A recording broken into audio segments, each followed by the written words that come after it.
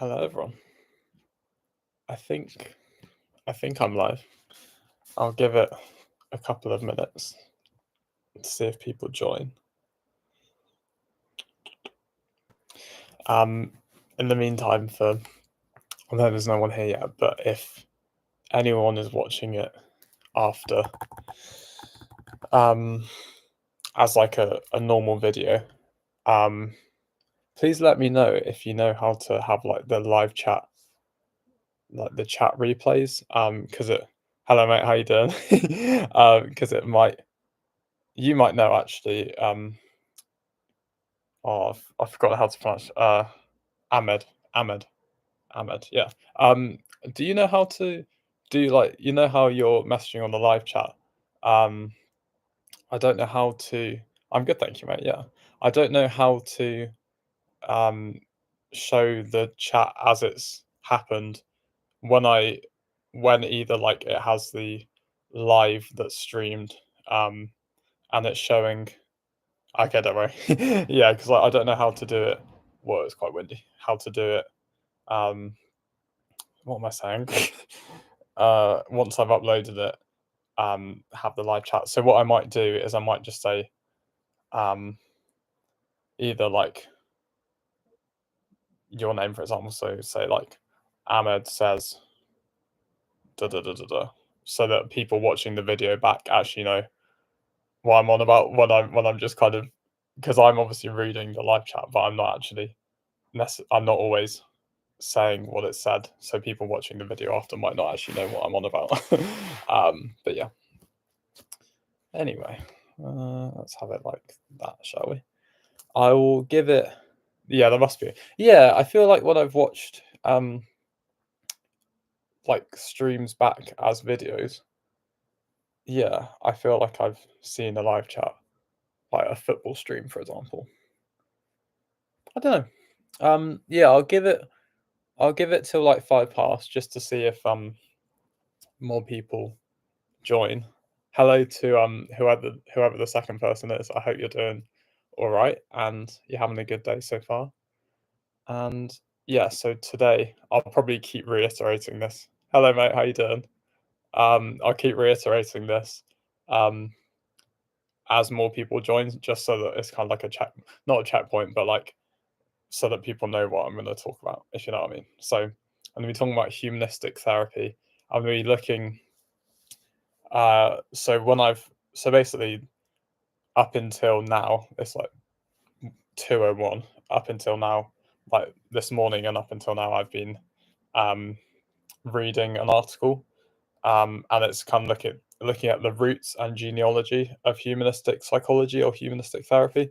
And I'm basically going to go through what I've learned from that paper. And to be honest, quite a lot of the information that I'm giving is like directly taken from that.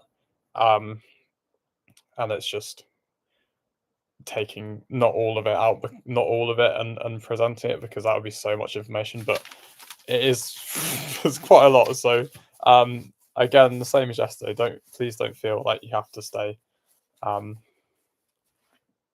because it can be pretty dense, I think.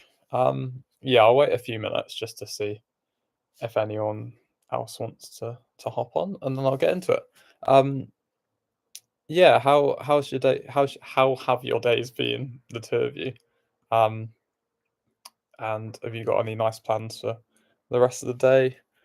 Yeah, just curious how you both doing.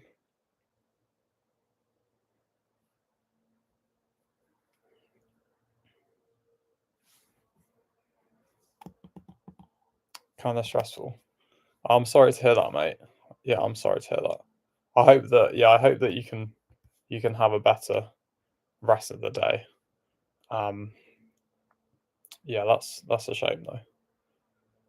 And yeah, I also was thinking, with these kind of videos, I hope that this can also just kind of be a nice thing. I don't know whether it would like help.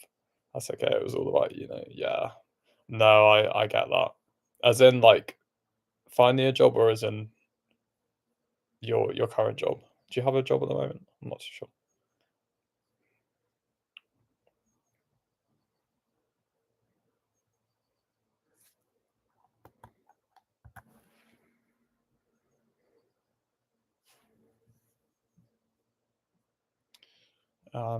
Yeah, I was thinking for oh, okay, okay, got you.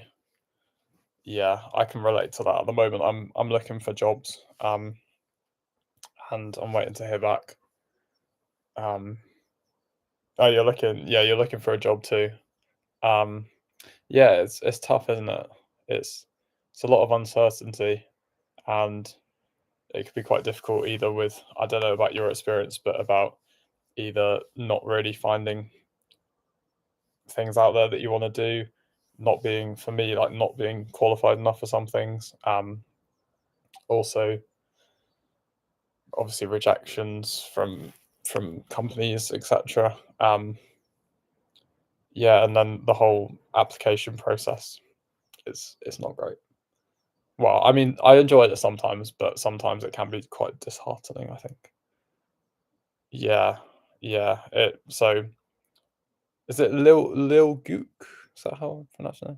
Job searching at the moment is rough in this current climate. Yeah, I completely agree. Um, okay, so yeah, I was thinking, I don't know about you two, but with videos when it's quite content heavy like these, I imagine they could kind of be. Sorry, I'm just trying to decide my hair a bit. They could be quite nice just to have as like a bit of background noise as well, because I imagine it's pretty difficult to follow everything I'm saying. I mean, Ahmed, you seem like you were you were able to um follow it really well yesterday, which is admirable because I don't know if I was even following it well, and I'm the one doing it. So, right, I'll get into it now, and maybe more people will join. But even if not, then I appreciate the two of you being here. So humanistic psychology. This is oh amazing, cool. Um, so Lil Goose says he's video editing whilst watching, so he'll be here and there. That's great, mate. Thank you. Um, so yeah, the article that I'm going to be going through as like a reference, where I've got all of this information basically, is The Roots and Genealogy of Humanistic Psychology by Donald Moss. And that's chapter one in the Handbook of Humanistic Psychology, colon, Theory, Research and Practice by Kirk Schneider. Um, if at any point, oh, hello to, sorry, not very good at this. Hello to another person that's just joined. Thank you for coming along. Yeah, just to reiterate, I'm talking about humanistic psychology, as you could probably see in the title. Um, oh, that's very funny, mate.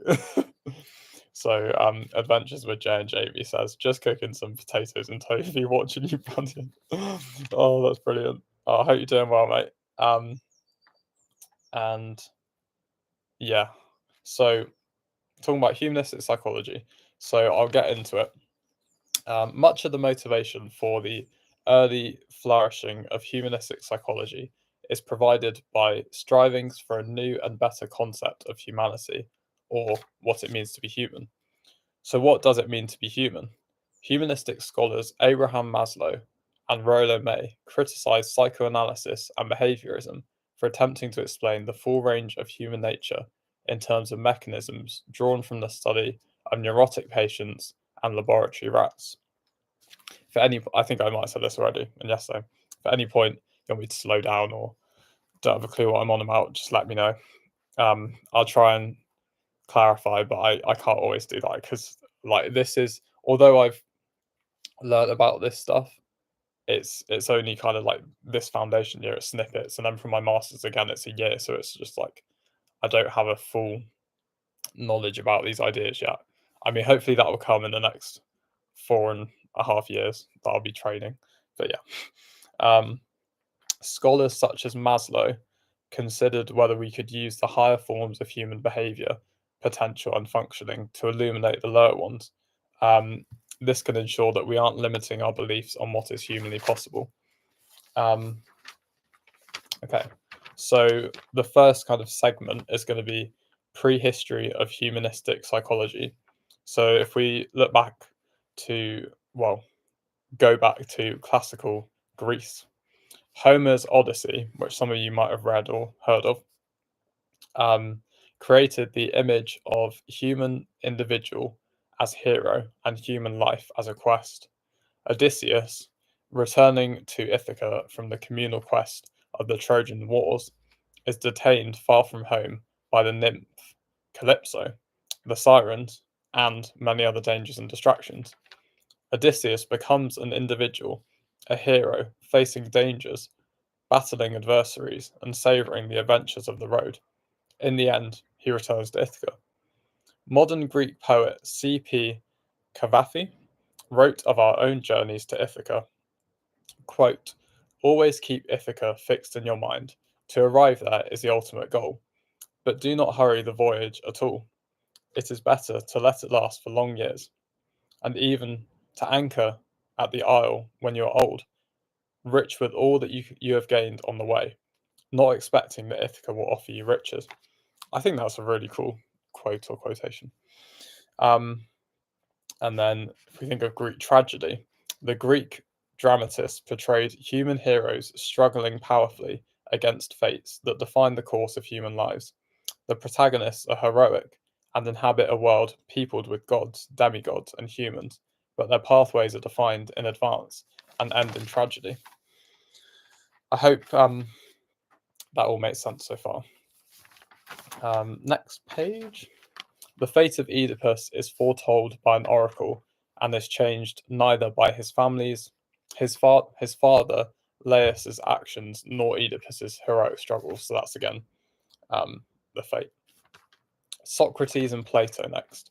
Our image of Socrates is largely filtered through Plato, who recorded many of the Socratic dialogues decades later. For Socrates, the psyche is the abode of character, intelligence, and virtue.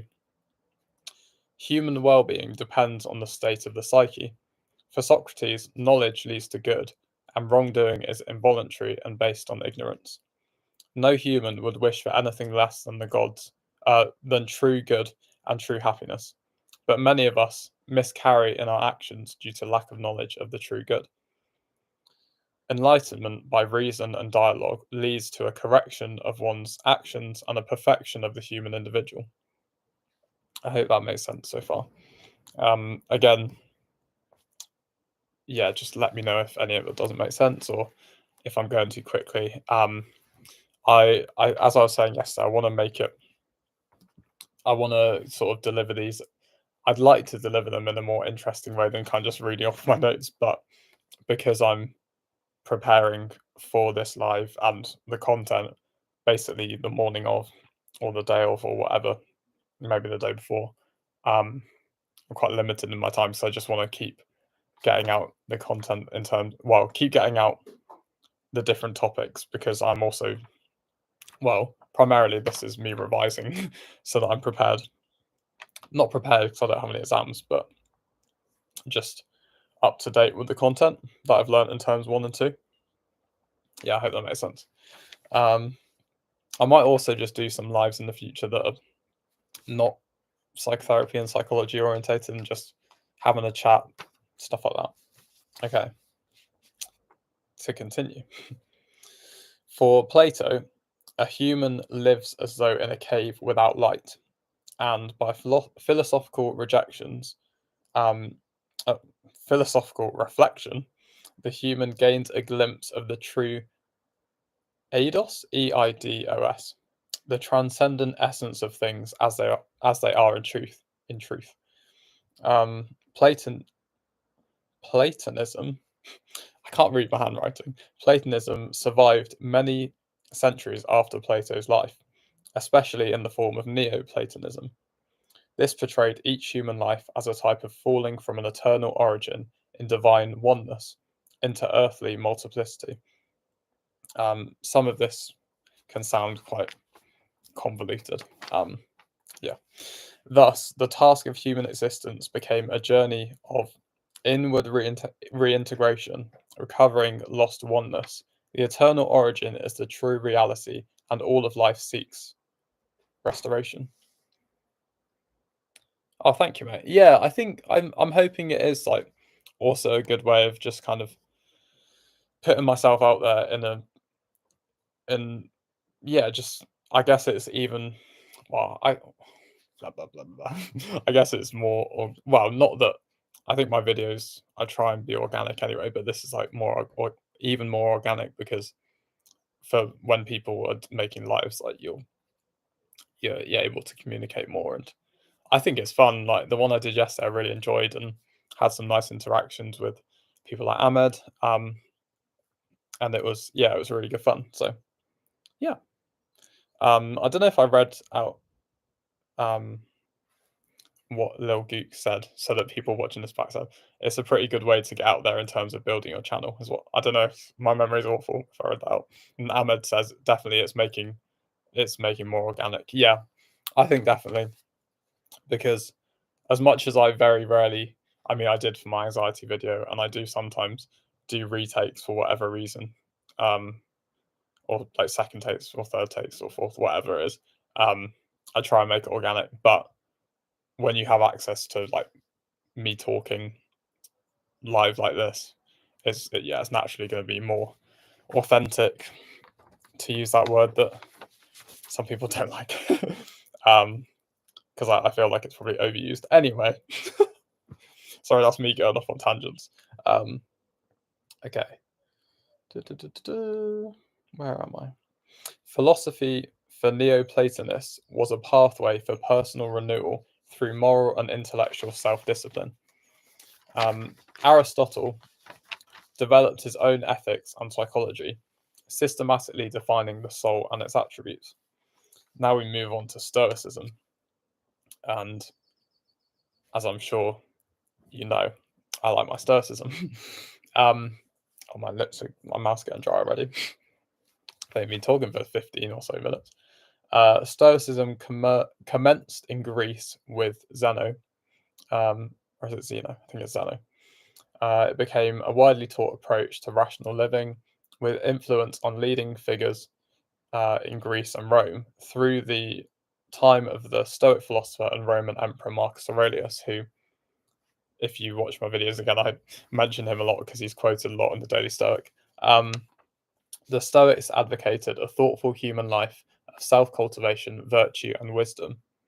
Don't forget to bring your water bottle, Ahmed says. Yeah, should have done that, mate. I almost filled off a glass, but I didn't. Anyway, I'll cope. um, a personal search for mastery over one's own life and emotions through reason. Stoicism teaches inward self-sufficiency through reason and wisdom, regardless of external events, tragedies, etc. Epictetus anticipated the core of cognitive psychology when he wrote that it is not events that shape human life, but rather the view that humans take of these events. That wasn't a quotation, but I think it's pretty similar to what he said. So it may well be a quotation, but I don't think so.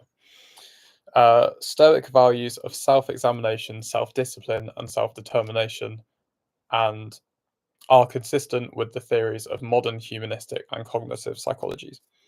I hope everyone's keeping up so far, because I'm trying to keep up. I'm not joking. Yeah, Athens and a humanistic way of life, not just epic drama and philosophy. Nice. Ahmed's keeping up. Nice one, mate. But the entire Athenian way of life was dedicated to stretching human capacities and talents to a higher level. Adventures with Joe and Jamie. No, I'm not keeping up. Keep having your tofu and potatoes, mate. Athens valued the pursuit of athletic prowess, intellectual competence, um, artistic gifts, political sophistication, and architectural beauty. Yeah. Adventures with Jay and Jamie. Thank you for coming along. So I imagine you are at work. You at work? You don't have to say if you are, but I'm just wondering. I really appreciate you coming along, mate. Um, the institution of democracy, the academies of philosophy, the flowering of literature, and the displays of art were part of the public pursuit of higher levels of human potential. And the Olympic Games, for example, was like the epitome of this, and the highest level. Okay. Right. So, Christian authors in the early church.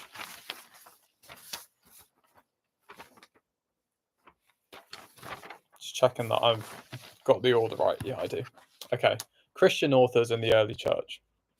The early Christian image of the human placed less emphasis on reason and self-sufficiency than Greek philosophy, and more emphasis on altruistic love for God, neighbour, and community. There is the image of loving, communally orientated humans,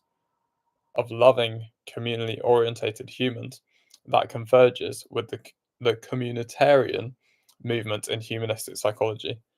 Oh, I appreciate it, mate. Adventures with Jay and Jamie says, yes, mate, just wanted to pop in to give you some support. I really appreciate that, mate, and I appreciate all the support that you give me. And I really need to catch up with your videos, because I think they're great, and I think the both of you are doing really cool things. So yeah, and I just appreciate your support so much, mate. And yeah, thank you for popping it. Yeah. Some Christian authors, such as Kierkegaard, I'm going to pronounce it as. Don't know how I pronounced it before, but if I think I mentioned it. Yesterday's video maybe. Saw the historical figure of Christ as that symbolizing the divine principle that symbolizing that the divine principle entered the human, elevating and glorifying the human. St. Paul wrote of hearing creation groan in the process of giving birth to a new glorified human, liberated from enslavement to the. I wish I could read my own handwriting.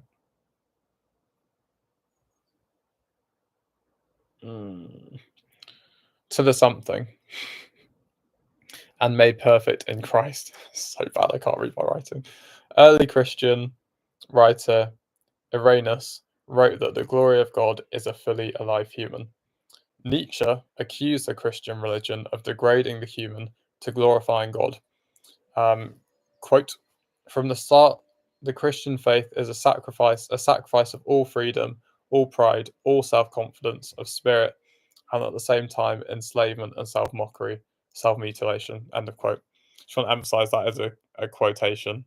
Because I think someone joined just then. I was like, this is not my words, this is Nietzsche. Marx also labelled Christianity, quote, an opium for the masses, end quote, arguing that faith is a tool used by the wealthy to pacify and exploit the working class. Workers were provided a reward in the next world, thereby reducing their rebellion and discontent in this world. I thought that was really interesting, a really interesting viewpoint. The Renaissance in Europe now. The Greek idolization of earthly beauty and human perfection, and the Greek emphasis on the sensuality of the human figure, emerged during the Renaissance and remained a crucial strain in the humanism of the 15th and 16th centuries. Renaissance philosopher Marsilio Ficino's De Amore was, what an English way of saying that, De Amore, was written in the form of commentary on Plato's Symposium on Love, and highlights one of the essential shifts in thinking that influenced Renaissance art and learning. Ficino described love as fundamentally a longing for beauty, a marked difference from the traditional Christian definition of love in terms of selfless altruism. In Neoplatonic terms, all things, including humans, emanate or originate from the original one, presumably God, wherein lies beauty, truth, and goodness. Humans are attracted to their primordial origin in the one, and are drawn by beauty and truth. Ficino suggested that earthly love, including attraction to sensual beauty, participates in metaphysical and divine love. Renaissance statuary and art portray the sensual beauty of the human figure, Renaissance portraiture portrays the complexity of human individuality, and both of these are present in the Renaissance churches. Is everyone following so far? I'll be honest. This live is pretty dense because yeah, I didn't really know what I was getting myself into with the this article that I read. I don't really remember reading it initially because it was part of like reading for the course. Maybe I didn't do it, but are the three of you following so far? Is it all okay? Have you got any questions? Don't know how much I can answer them because this stuff is, yeah, it's pretty dense. Any questions? We all good? Enjoying it? I hope. Yeah, I feel like future. It is all okay. Mate, thank you, Ahmed. Thank you, mate. Yeah, I'll be honest. And Lil Gook, you're following. Thank you, mate. I'll be honest. This is interesting to me, but I do find more interesting when well, from the lectures that I've had and learning about them, when I go on to read articles on Jung, Gestalt therapy, things like that, that might be more interesting. That's where I'm thinking maybe it would be better to also reflect on the uni lecture content, but I'm just hesitant because I'm not going to say what uni I go to because I just get anxious. And so I don't know. Yeah, I don't know how I do that, but I do think the uni lecture content maybe makes it a bit more accessible. I'll keep doing the article. I guess the articles are a pretty good way of reflecting what might be dense, but maybe over time I can make it a bit more accessible. Maybe I will use uni content over time, but right now I just feel like I'll be plagiarizing and it scares me. Hello to, I don't know who else has joined, but I can see that there's 4 people in now. So hello. I hope you're okay, whoever you are. Oh, it's Mike. I did think it would be Mike. Hello, Mike. Mike Bailey, legend. I'm sure some of you know him. Yeah, he supports my channel. I support him, and we've actually met before. I hope you don't mind me saying, Mike. We have met when me and my girlfriend came to Copenhagen. Because we also went to Amsterdam, then Copenhagen, and we saw Mike and his wife, which is lovely. Yeah, he said, Mike said, go for it. Eventually, with Jay and Jamie said, hey up, Mike, buddy. Okay, how we doing? We're doing good. Humanism and the Reformation. Mike, I was also saying this is quite a dense one today. Future ones might be a bit more. I don't know, like not light-hearted. No, that's not the right word, but like this is just dense, and I think some of the ones in the future I can make a bit more interesting to talk about. Although this is still interesting. Anyway, enough waffle. Humanism and the Reformation. In Northern Europe, the Renaissance took the direction of a humanism exemplified by Dutch scholar Erasmus. At the same time, the breach with medieval tradition and authority, I think you probably hear that playing, took the form of the Protestant Reformation of the Christian Church, with a return to original scriptural texts. Erasmus believed the human is the center of creation. Erasmus argues, quote, man stands before God as an individual and takes counsel only of God and his own conscience. Man's responsibility and ability to live his own life receives all the emphasis. End of quote. Erasmus insisted on a role for the human will and personal responsibility, as well as God's grace in achieving salvation. Yeah. Now we move on to the 19th century. Oh, we got 6 people. It's amazing. Hello to 2 new people. I hope you're both doing well. This is really cool. Oh, lovely. So this is the emergence of key philosophical and literary movements significant for modern humanistic psychology. We're now talking about 19th century for anyone that's just joined, in relation to humanistic psychology. Kierkegaard, see, good start. Kierkegaard, The Dawning of Existentialism, wrote about the existence of each human individual. He criticized the established church, philosophy, and society as lulling humans to sleep with a false sense of security. He compared the average human's condition with that of a peasant who falls asleep in his cart while the horse pulls him home. Um, he thought philosophy should act like a mosquito and sting the complacent individual awake to direct and experience the course of his or her life. And the idea is that we have soothing defenses that keep us sleeping. Yeah, hope that makes sense. I just think this is very nice. I'm enjoying this. Nietzsche, he talks about existentialism and the Superman. Within a generation later, within a generation later of Kierkegaard, sorry,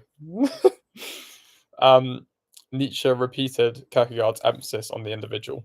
However, he saw Western civilization as degraded to the core and castigated Christianity as a distortion in humanity.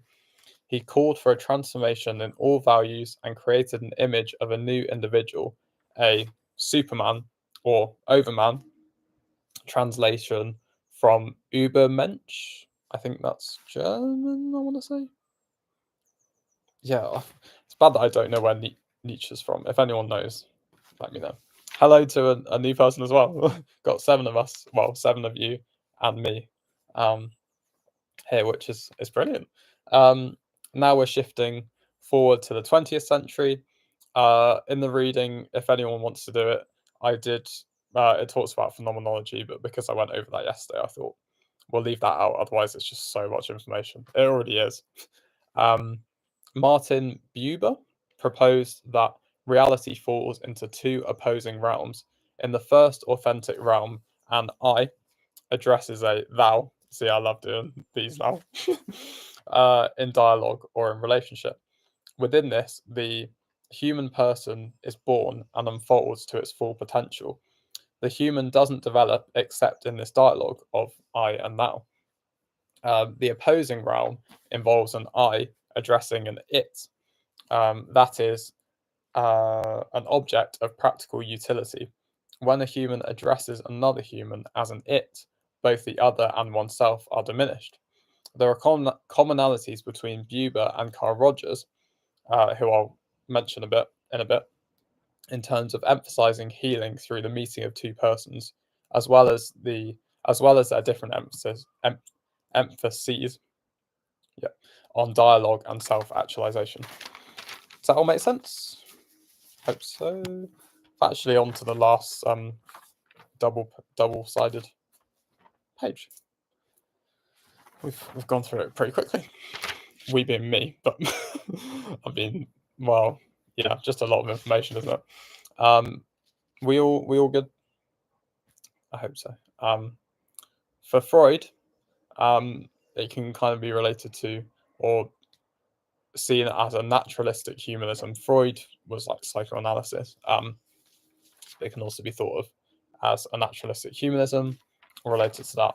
Every human action for Freud is meaningful. All good so far, Ahmed. Nice. And so every human action is meaningful and expresses parts of the individual's personal story, not yet accessible to consciousness. Sorry, my mouth's so dry. Through his research on the psychosexual stages of development, he showed that the human personality is created and organized developmentally and is affected by troubled relationships and traumatic experiences at each stage in early development. He also showed that a talking cure, which I might have mentioned before, can bring disclosure and resolution of many conflicts in one's private life. I'll speak in future videos about Adler, who I've spoken a bit about before, and Jung, who I've also mentioned before, because they also are related to humanism, as a lot of things are. Abraham Maslow and the birth of humanistic psychology now. Maslow was, or I guess is, but was if we're thinking about him, because he's no longer alive. Yeah. I don't know why I'm even Googling. There's no way Maslow's still alive. Maslow. Kind of want to know when. Okay, he died in 1970. It's not that long ago. Only 55 years ago. So quite a long time ago. Anyway, um, so he's most responsible for creating humanistic psychology, which he envisioned as the psychology of the whole person based on the study of healthy, fully functioning, creative individuals. Um, he studied he studied people who had self-actualized, i.e., reached their full potential, um, whether they were living or dead. He concluded that the highest reaches of human nature included the capacity for self-transcending altruism, or what was later known as transpersonal experiencing. It would be good if I defined altruism, but I haven't.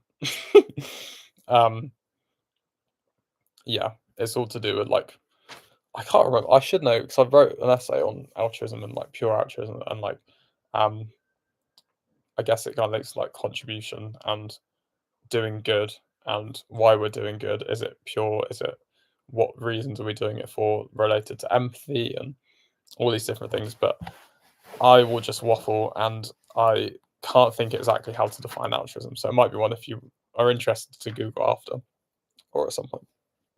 So I might not even have defined that right. Oh, I got 8 people. Hello to 2 new people because I think one person left. So we got maybe that person came back, but we got 8 people. Hello, everyone. So I'm talking about humanistic psychology. If you are new into the chat, into the live, um, currently talking about Abraham Maslow. Oh, actually, I'm moving on to Carl Rogers now, which some of you might have heard of. Oh, the 2 people have gone. Never mind.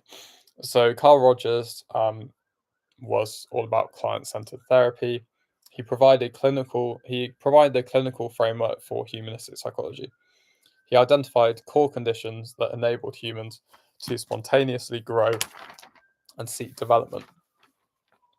These conditions were that 2 people are in emotional contact.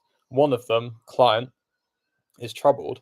The other, therapist, achieves and expresses an empathic understanding of the client. Oh, nice one. Adventures with Jay and Jamie still here. Thank you, mate. Appreciate it. Um, um, and the therapist shows genuineness and congruence in the relationship. The therapist experiences and displays unconditional positive regard for the client, and the client perceives the genuineness, the positive regard, and the empathy of the therapist. And with these conditions in place and created, the client will self actualize. And so they'll, hello, everyone. I won't say your name, but you can see in the chat because I'm trying to keep PG as you know. I hope you're well, mate. Um, yeah, so they'll be able to reach their full potential or at least strive towards it. Dips, yeah, let's call them that. Dips is back. And Mahat, hello. I hope you're well. The client will self actualize in his or her own self defined directions. Um, Frederick or Fritz Perls um, was to do with like, or coined maybe, Gestalt therapy, which I will discuss in a later video, um, because that's one of the topics, and it wouldn't do. I mean, I'd also like to revise it because I have the memory of a goldfish. So I'd like to come back to that. I think I'm pretty sure I did a whole week on um, Fritz Perl on Gestalt therapy. It's fascinating, and yeah, he. Yeah, sorry. For some reason, see that's what I mean. He's a memorable individual of the humanist movement. So to conclude, humanistic psychology reminds our 21st century society of the dignity and the worth of humans, or the human. Um, and yeah, I'll speak a lot more about humanistic therapy, and so that was humanistic psychology, and thinking about it also in terms of therapy. I apologize for the people that just joined because I am not going to be doing it for much longer. I was thinking it would be like an hour long, but actually kind of got through this very quickly. But yeah, I will be talking more about humanistic therapy. I'm pretty sure I'll be going into like talking about Rogers more I'm trying to think whether I actually have a whole week or, well, what will be a whole live on Rogers. I can't really remember, but Carl Rogers, who I don't have Instagram, I'm afraid. I've only got YouTube. um, that's what my heart said.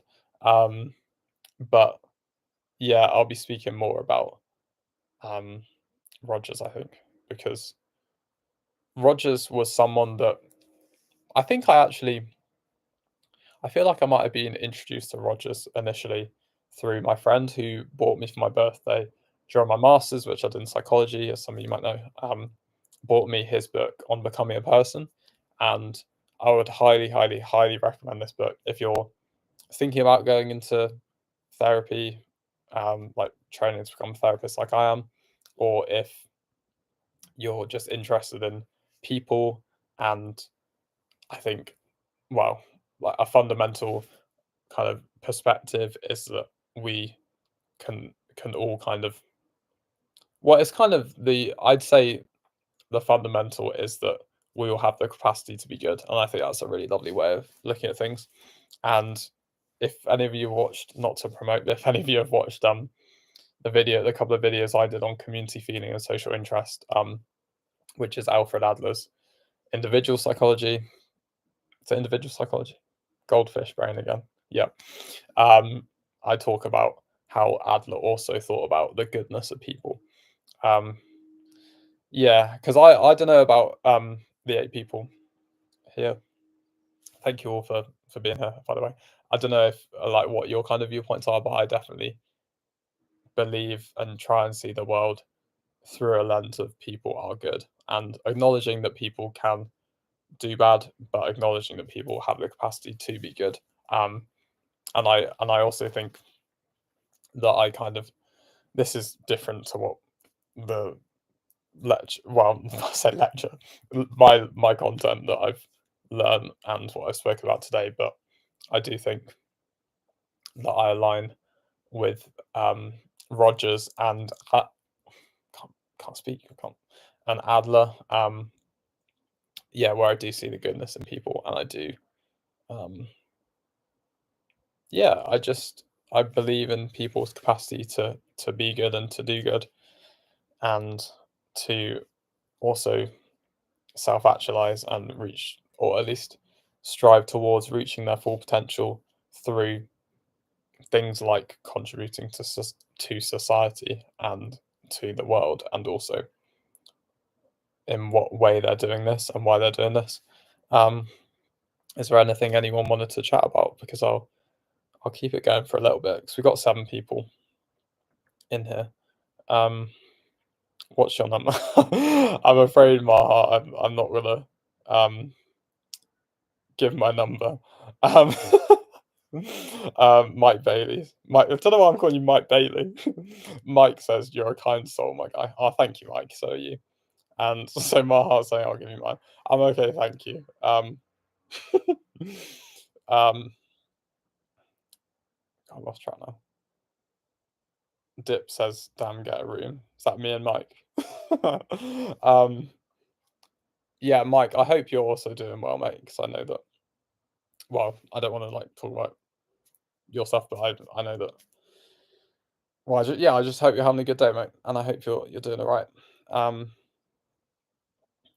and I hope you enjoyed what you're up to, which I know that you've spoken about in your video and your comments and stuff. But I also feel like I shouldn't go to rough morning, but yeah, okay. Mike said rough morning, mate, but feeling better after climbing. Yeah, I was gonna say climbing, but you know me, I'm a bit of an anxious soul, and I sometimes feel like what can I talk about, what can't I? But yeah, I'm really glad that miking, like climbing went well. Like Dips says, "Get well soon, buddy." Um, that's nice of Dips as well. Um, yeah. Oh, I think we got one other person that's just joined. Was there anything anyone wanted to ask me about humanistic psychology, or about psychology or psychotherapy, counselling, like my training that I'm on currently? Any questions or comments on this live and all that kind of stuff? Um, yeah, or just general things you want to chat about, because I'll stay for another. My heart, health anxiety. So, in what kind of way do you mean my heart? What did you want to talk about with that?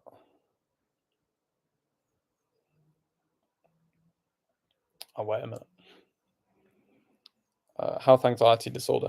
To be honest, I don't know that much about health anxiety disorder. Is that something that you know much about and you wanted to discuss with us or share with us? Because I'll be honest, it's not. I actually think I saw that come up on my YouTube earlier, um, but I don't know a load about it actually, unfortunately. Mm, which is brilliant. I wish I did because I think that would be really interesting to discuss, but um, maybe on like a different live, um, I could talk about that if I can find out a bit more on it, or if I learn about it at some point, because I'm not too sure. I don't know that much about it, to be honest. But yeah, you're welcome, my heart, um, to kind of inform us on that if you'd like to. Um, diagnosed. My heart says I'm diagnosed, and I've been looking at how it physically affects the body. Okay, that's really interesting. And yeah, I'm sorry to hear that you've got that as well. Well, I say that, but I also don't want to sound um like pitying as well. But I imagine that's difficult though. And um yeah, I'll definitely look into that because I think that would be interesting to discuss. Um yeah, okay. You're looking into how it physically affects the body. Okay. Yeah, I think that would be really interesting to think about. And also, um, I don't want to take away from what you're saying at all, but I imagine when I go on to talk about Gestalt therapy and body psychotherapy, thinking about um, with Gestalt, kind of thinking about, um, well, actually, both of them, I guess. I think it would be both of them, but with body psychotherapy specifically, like um, that kind of therapy is looking at where you're feeling the tension in the body. Actually, Mike, I don't know if you want to share um, I know that you have some connection to body therapy. I don't know if you're okay with me saying that, but not your personal experience, but yeah. If not, don't worry. Um, but yeah, I think like the body psychotherapy is an interesting one in terms of um, I actually did it in I didn't do the body psychotherapy, but I when I was practicing being the therapist last Saturday, I asked my client, like my course mate, um, yeah, Mike says my wife does. Yeah, I asked my client slash classmate um, about like I was asking them about their breathing and how I noticed they were taking deep breaths and what was going on there. And I know that some of my other course mates have also kind of thought about this. And so let's say I notice that you're kind of closing your body off when you're talking about this and things like that. But I understand that's different to what you're saying because you're talking about how it physically affects the body. But do you think is that useful in any way when you think about if you were in that therapeutic environment, how maybe the tension and the anxiety is held in the body? I don't know if that because I also appreciate that you might be talking more about internally rather than how it presents as tension in the room. I don't know. But yeah, that would be good to I'd like to learn more about that.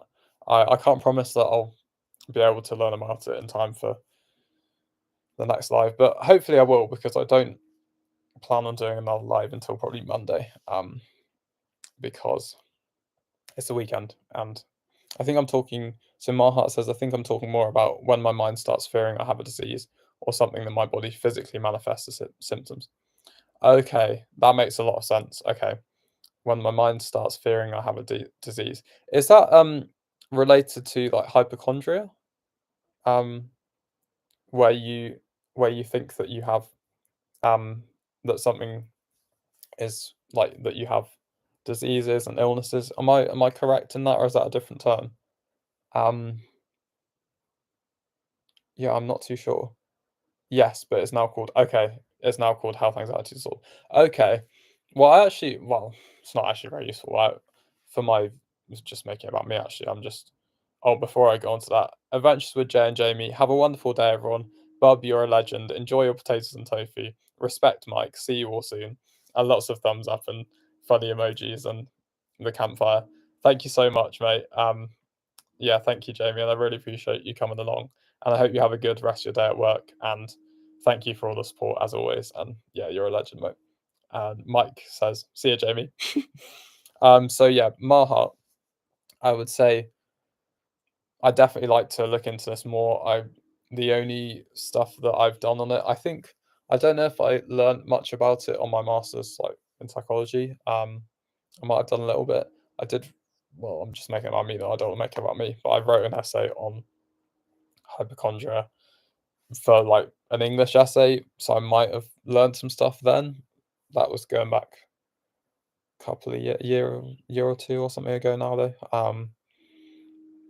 Yeah, I'll look into that though. Just to learn some more things about it because although like I'm not qualified by any means, or anything like that, I am really interested in these things and it would be good to come with some information that I've learned. And again, like it's only going to be what I've learned and my perspective on it. But yeah, it'd be interesting to talk about those things a bit more. Um, yeah. Anyone else wanting to speak about anything else? I'll do another 5 minutes. But if everyone says no, I'm okay, thank you, then I'll end it now. And Maha, I apologize that I can't give more information for you because yeah, I really wish that I could discuss that more. Yeah.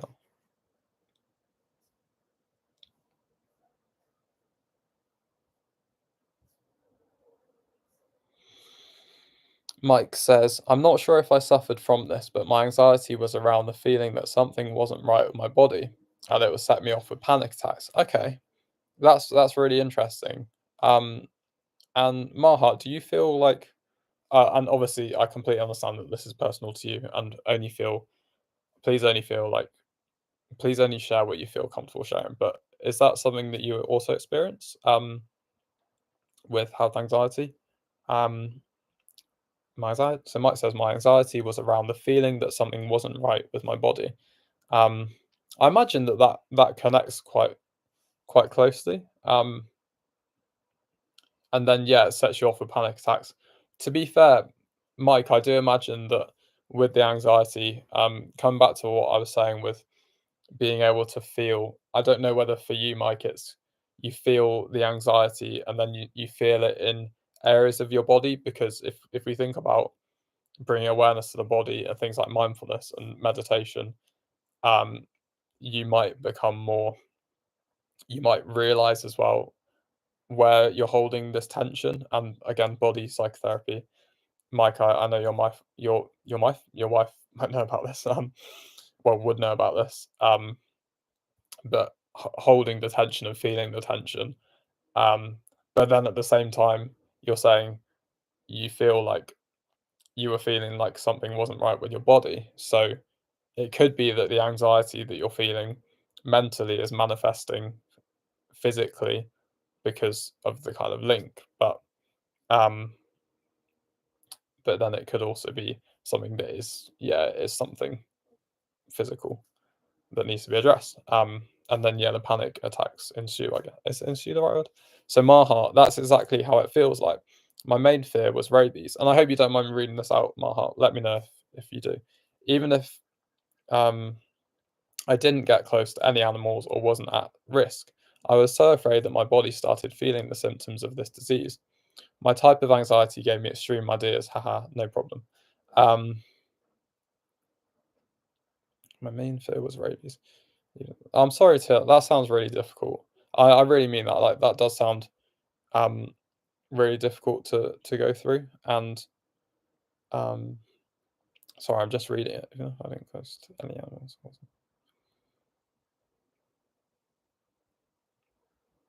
So afraid. Yeah, that does sound really tough. Mike says, "Yeah, that sounds tough." So Mike said, and yeah, thank you so much for sharing that, Maha. I really appreciate that. Um, Mike says, for example, I might feel like something is off with my balance, and then the next minute I start worrying, and a panic attack will set in. Okay, so it does sound like there is some links, um, and things that both of you, maybe some similarities in terms of this bodily manifestation, connecting to a mental kind of fear, um, but obviously presenting in very different ways. Um, and by the way, when I'm talking about this, like again, I'm no professional. I'm literally just discussing it with you, and it's good to talk about these things because um, my heart says, I don't know what your opinion on medication is, but I'm on medication now and I've been feeling so much better. I'm really pleased to hear that. And to be honest, again, like I just want to emphasize, I am not a professional or qualified or anything like that. I'm training to be a psychotherapist, but in terms of my opinion on medication, and this is, again is I don't want this to be at all related to your decision making, but I think yeah, my opinion for my personal use is like I don't know. Sometimes I think it can be good. Sometimes it can't, and that's such a rubbish response. But I think I'm just hesitant to um kind of talk about that because I don't want to like encourage or even like discourage. If you know what I mean. Um, so there's my balanced answer of yeah, it can be good and it can be bad. Um, but then that's a very personal view on it. Um, rubbish response, isn't it? But yeah, in terms of for you, I'm really pleased that yeah. So my heart says, haha, no worries. I have my psychiatrist and it's working for me, but everyone has a different experience. Exactly. Yeah. I completely agree. And for me, I yeah, I mean, I probably have quite a balanced view. Tends to be my way, to be honest. Sometimes good, sometimes bad. Um, and yeah, it just depends on the medication and what it's for. From my own experience, what it's for, and all these things. I'm quite lucky that I haven't really. I don't really think I've needed to take medication much in the past, generally. Um, but again, like that's personal. Like depends what works for the individual.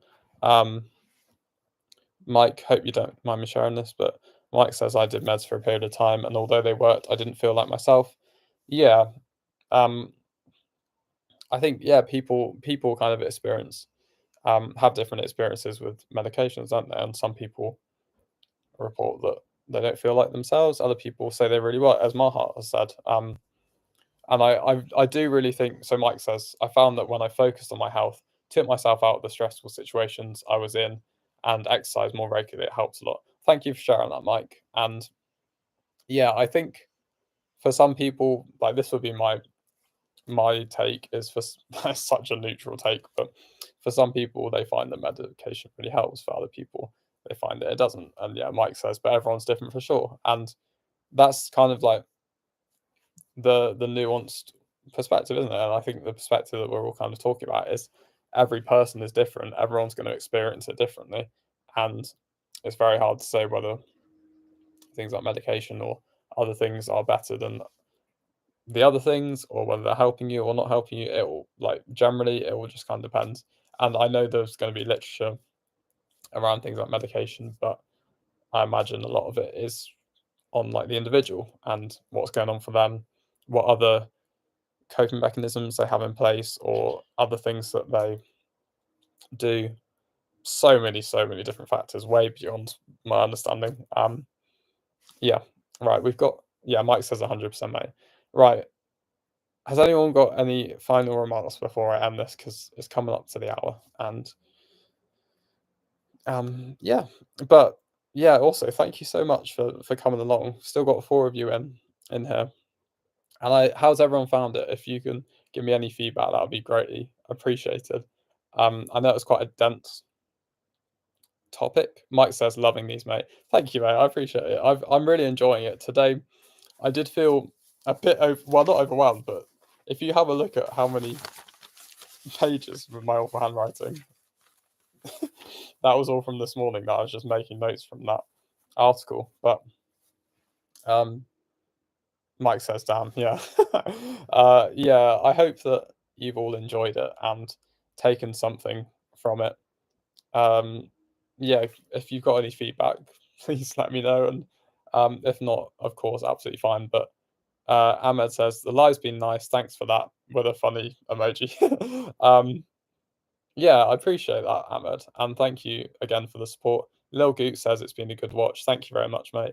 Um, yeah, I just really appreciate um, everyone coming along and joining me because yeah, I mean you're giving your time to this, and I think that's an amazing thing, and we're having good interactions and chats through like the live chat and talking to each other and able to kind of some of you like Mahat and Mike able to kind of discuss things in the chat a bit. Um, and yeah, it's brilliant. So thank you so much for coming along. I will leave you now. Um, and yeah, I hope you all have a lovely rest of your day. And thank you so much for watching. I'll be back tomorrow with a video on who knows what because my uni term is over and um, I need to come up with some ideas. Because I can't just do my morning, what's it called? Therapy training day morning because I'm not gonna be there. So yeah. Mike says, "Have a good one, mate." Thank you, mate. You too. My heart says, "You're cute. Haha. I was late, so that's what I can say by now. Thanks. Appreciate it, my heart. Thank you very much. I hope you have a lovely day, and I hope you all have a great day. And take care." Ahmed says, "Have a lovely day. Take care, mate." With another funny emoji. So thank you, mate. Take care. Right, bye, everyone.